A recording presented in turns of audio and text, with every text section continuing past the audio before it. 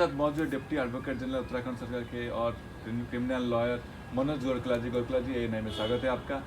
CBI versus CBI विवाद में जो अभी चल रहा है, मनोज प्रसाद को 60 दिन के अंदर चार्जशीट CBI फाइल नहीं कर पाई, इसलिए उनको बेल मिल गया है। किस तरीके से पूरे केस को आप देखते हैं मनोज जी?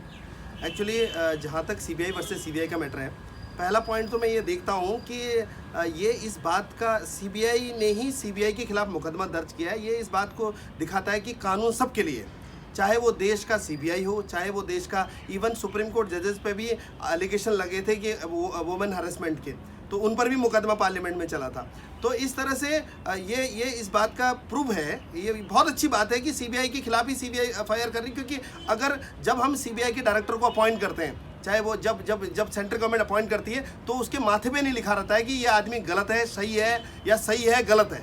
ये पहला पॉइंट है। दूसरा पॉइंट ये है कि जब भी इतने सारे IAS ऑफिसर बनते हैं जिनके खिलाफ FIR के मुकदमे हैं, रेप के मुकदमे हैं, जो जेल जाते हैं, तो उनके माथे पे नहीं लिखा रहता है कि ये आदमी ऐसा गलत करेगा या गलत होगा। कब कौन आदमी कहाँ पर क्या कर दे कोई नहीं जानता, ये समय डिसाइड करता है, ये तो टाइम डिसाइड करता है। तो रही बात CBI के मैटर में जैसे ही FIR हुई, तुरंत मिस्टर मनोज प्रसाद को अरेस्ट कर दिया गया।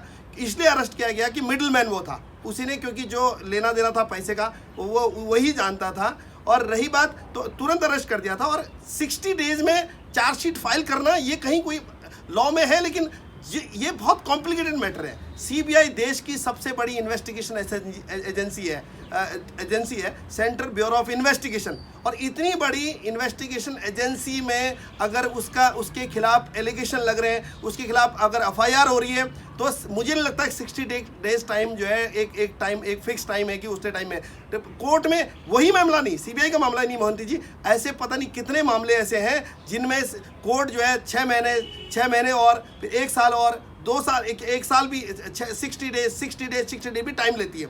लेकिन इस ग्राउंड पे कि 60 डेज में आपने जो है चार्जशीट फाइल नहीं की, इस ग्राउंड पे हम इसलिए बेल देते हैं, ये कोई ग्राउंड नहीं बनता, ये कोई बेल का ग्राउंड नहीं बनता। बेल नहीं मिलना चाहिए मनोज प्रसाद। तो आपको लग रहा है CBI अभी तुरंत इसको जांच करके चार्जशीट तुरंत फाइल करना? नहीं, मैं नहीं चाहता। देखिए, तुरंत चार्जशीट, अगर मैं इन्वेस्टिगेशन ऑफिसर होता, मैं इन्वेस्टिगेशन पढ़ाता हूँ IPS ऑफिसर्स को, मैं इन्वेस्टिगेशन पढ़ाता हूँ जो है देश के इन्वेस्टिगेशन ऑफिसर को। मैं ये बोलता हूँ, जब तक एक इन्वेस्टिगेशन का डेफिनेशन क्या होता है इन्वेस्टिगेशन ऑफिसर का, जब तक आपके अंदर आपको ये ना लगे, आप पूरे साक्ष्यों से जब तक आप कंफर्म ना हो जाओ कि हाँ मैंने पूरा इन्वेस्टिगेशन कर दिया, ये इसका कंक्लूजन है, तब तक चार्जशीट फाइल नहीं करनी चाहिए। उसमें जरूरी नहीं है कि 60 डेज, उसके बाद टाइम एक्सटेंड भी कर सकते हैं आप परमिशन ले सकते हैं माय लॉर्ड, इसमें बहुत सारा इन्वेस्टिगेशन है और हमें और टाइम चाहिए, 60 डेज और चाहिए।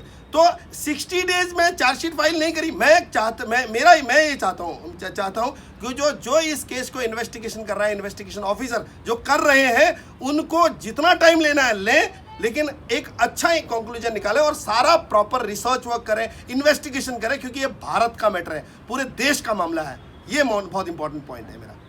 और बेल नहीं मिलनी चाहिए, और बेल मिली है तो CBI हाई कोर्ट जाएगी, CBI सुप्रीम कोर्ट जाएगी। बेल मिली है तो बेल कैंसिल भी हो सकती है। बेल मिली है, मेरे हिसाब से मनोज प्रसाद को बेल नहीं मिलनी चाहिए। ये तो वो जज का अपना व्यू है कि उन्होंने बेल देना न देना, वो डिस्क्रिप्शन है, लेकिन इसके खिलाफ अपील बनती है, फर्स्ट अपील बनती है, फिर SLP बनती है सुप्रीम कोर्ट में। CBI, मुझे लगता है CBI इसमें हाई कोर्ट जाएगी, सुप्रीम कोर्ट जाएगी। Very simple.